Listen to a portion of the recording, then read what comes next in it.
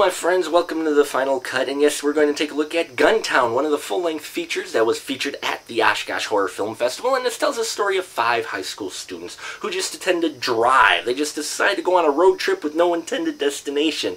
Well, these 5 kids get more out of their trip than they expected when their car breaks down in one of these old Western reenactment towns. Well, they come across the unusual family that owns this town, and they start to learn of the dark history behind this town, which involves Frank Bailey Sr., the head of the family, if you will, who went nuts so many moons ago and shot up a bunch of customers, and that's why the town shut down. Well, he's back, the family's reunited, and these students unfortunately get the fallout from the fact that this family's back together, if you will, and we get to see the horrific events play out from there.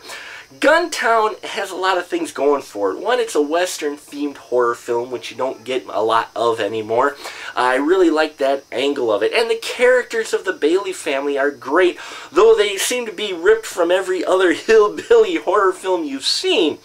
Now, what I did like out of the family, though, was the main slasher character, Frank Bailey Sr. Loved this character and how they built him up. He's got this mask that's just kind of a regular, plain, expressionless human face mask going on, but yet Lee Vert, who actually directed and wrote the film as well, played this character, and he played it beautifully.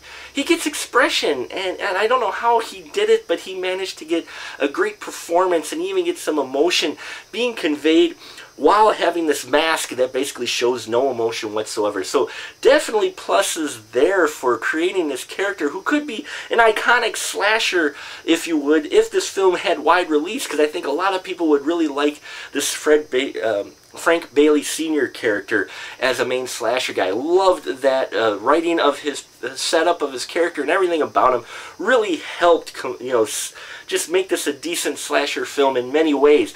Now, you do have, though, 5 high school kids who do the stupidest things that people do in horror films, and you get a lot of that, I know, in horror films, but this seems more prevalent than usual, okay? So that kind of took away from some of the characters, and I didn't feel any real connection with the lead actress, but I did find more interest in the Bailey family. I really liked the setting. The old Western town was a great visual and was a great setting for some of the scenes that they had.